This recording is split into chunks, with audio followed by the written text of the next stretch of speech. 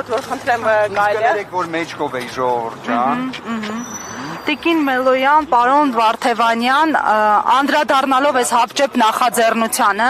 նաև Վենետիկի հանձնաժողովի հայտնի այսպես կանոնագրքին, ինչ անել, որպեսզի կանխել այս իրավիճակը եւ այս փուլում դուք արդյոք չէիք սպասում նաև նմանատիպ որոշումներ։ Շատ լավ։ Հա մի քիչ հնարավորությունը տեխնիկապես թույլ չի տալի, բայց փորձենք տեղավորվել։ Նախ հարգելիներս շնորհակալ ենք, որ արագ արձագանքեցիք, բոլորդ ներկա եք գտնվում։ Ես առաջին հերթին չնայած այս իրավիճակին անթույլատրելի թույլ տվեք բոլոր կանանց ապրիլի 7-ի տոնի կապակցությամբ շնորհավոր եմ։ Շատ ցավալի է, որ այս խորհրդով օրը, մայրության օրը, մենք այսպիսի պայմաններում ենք նշում, բայց ունենք մեր երկրում այսպիսի իրավիճակ, անցնենք այս իրավիճակին, որովհետև սա յուրաքանչյուրիս խնդիրն է, սա միայն մեր կուսակցության հարցը չէ, հա, այսօր մենք հավաքվել ենք ու հատկապես խնդրահարույց այս իրավիճակի մասին փորձում ենք ահազանգել, որովհետև մեր երկրի ժողովրդավարությունն է վտանգված, մեր երկրի իրավական արժեքներն են վտանգված, ինչ են անում, ունենք ընտրական գործընթաց, ընտրական գործընթացում, ինչպես գործընկերը մեր նշեց, կա Վենետիկի հանձնաժողովի ընտրական պրոցեսների լավագույն վարքագծի կանոնակարգ, կա միջազգային նորմատիվ կանոնակարգ ու պրակտիկա, կա ներպետական սահմանադրաիրավական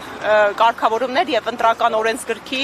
սահմանադրական օրենքի սկզբունքներ։ Սկզբունքներից կենտրոնականը հավասարության սկզբունքն է, այսինքն պետք է ընտրական գործընթացում երաշխավորվի դրան մասնակցող բոլոր քաղաքական ուժերի հավասարությունը։ Եվ ինչ են անում, նախագիծ են բերում հերթական անգամ ընդամենը մեկ օր առաջ երեք տեղադրել են կայքեջում պաշտոնական նախագիծը ընտրական օրենսգիրք սահմանադրական օրենքում փոփոխություններ լրացումներ կատարելու նախագծում տեխնիկական մի քանի փոփոխություն են անում, որոնցից առանցքային այն է, որ թույլ չեն տալիս դաշինքների կոնկրետ անվանում կիրառելը, թեկնած այս դեպքում, այս կարգավորումը բաց այդ կերպով մեր քաղաքական ուժին է ուղված, որովհետև մարտի 31-ին մենք հրաբարակային կերպով կնքեցինք դաշինքը ունի Ուժեղ Հայաստան Սամվել Կարապետյանի հետ անվանումը եւ այսինքն իրենք փորձում են արգելել Սամվել Կարապետյանի անունի կիրառումը այս անվանման մեջ, ասեմ ավելին, դաշինքը ոչ միայն ստորագրված է եռակողմ կուսակցությունների կողմից, այլև ես երեք մինչև նախագծի հրապարակումը մուտք է արել կենտրոնական ընտրական հանձնաժողով դիմում, որպես լիազոր անձ Գոհար Մելոյանի անունից, որպեսզի էլեկտրոնային հաշիվ բացվի եւ կարողանանք արդեն գործողություններ կատարել, օգտահաշիվ ստանանք պաշտոնական կայք էջից։ Այսինքն նաեւ արդեն իրավական ընթացակարգեր ենք մեկնարկել կենտրոնական ընտրական հանձնաժողովի հետ։ Այս ամենը ամփոփելով գալիս ենք մի պարզ ճշմարտության, այսօրվա իշխանությունը իր աթոռը պահելու հետ կապված այնպիսի բախերի մեջ է, այնպիսի խնդիրներ ունի, որ սենց կտրուկ միջոցառումների են, հա, դիմում։ Սա կրկին ասում եմ, հարվածի տակ դնելով կոնկրետ հանրային աջակցություն վայելող, ժողովրդի սերը վայելող քաղաքական ուժին, արձանագրելով սոցհարցումների արդյունքները, առայն որ այս պայդրությամբ Սամվել Կարապետյանը առաջնորդում է քաղաքական գործիչներին, այդ թվում Նիկոլ Փաշինյանին, իրենք չեն բարանում մեկ թեկնածուի հետ կապված սահմանադրական օրենքի փոփոխություն կատարել։ Էն էլ կրկին ընդգծում եմ անհապաղ եղանակով։ Ուզեի այս սրա վրա կրկին ուշադրություն հրավիրել եւ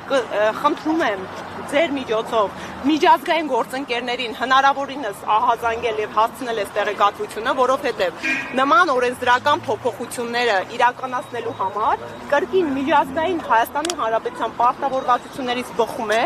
առնվազն հանրային լսումներ, հա, պետք է նախապես կազմակերպել հանրային լսումներ, մասնագիտական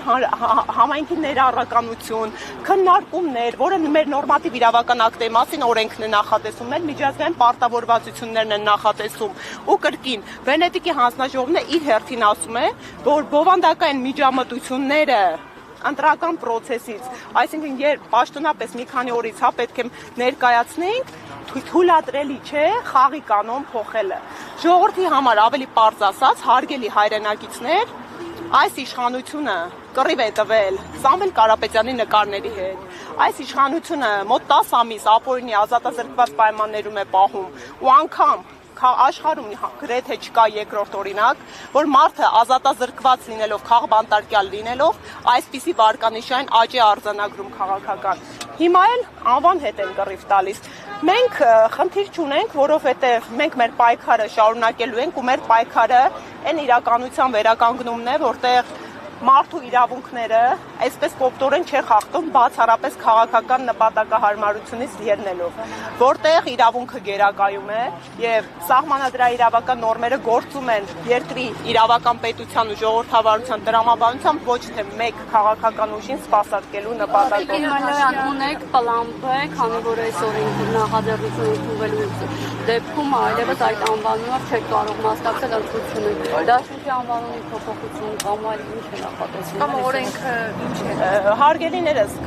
մենք տարբեր զարգացումների հետ կապված տարբեր պատկերացումներ իհարկե նախնական ունեն, սենց պարբերաբար միջամտությունները իհարկե անսպասելի լինում են, որովհետև օրինակ մենք պատկերացրել ենք, որ կարողա մեզ չգրանցեն, կարողա գրանցումից հանեն, հա, բայց սենց մանր փոփոխությունների հետ մարդու անվան հետ կռիվ տալը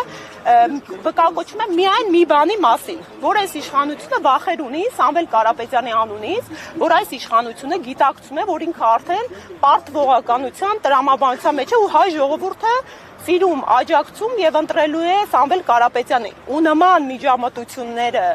ընտրական գործընթացին նման միջամտությունը, սա ժողովուրդ ջան, ես մի բան եմ ուզում արձանագրել, անգամ եթե դուք քաղաքացի եք, ով չէր պատրաստվում իր քվեն տար մեզ ուժեղ Հայաստանին, սա ձեր ընտրական իրավունքին էլ է միջամտություն, այսինքն իրենք փորձում են մարդու ընտրական իրավունքը խաղարկել, միջամտել, հա, այս հիբրիդային ասվածը հենց այսպիսի դրսևորում ունի, սա հիբրիդային եւ ուղղակի ինչուն ոչ նաեւ իրավափաստական միջամտություն է քաղաքացու կամ արտահայտությանը, իսկ մենք գալիս ենք երաշխավորելու, որ մարդկանց քվեն, մարդկանց կարծիքը տեղ հասնի, որովհետեւ մեր ժողովուրդն է ձևավորում իշխանությունը եւ ժողովուրդն է իշխանության աղբյուրը Հայաստանի Հանրապետության։ Պարոն Վարդևանյան, շարունակելով ձեր դիրքորոշումը կներկայացնեք միջազգային կառույցներին դիմելու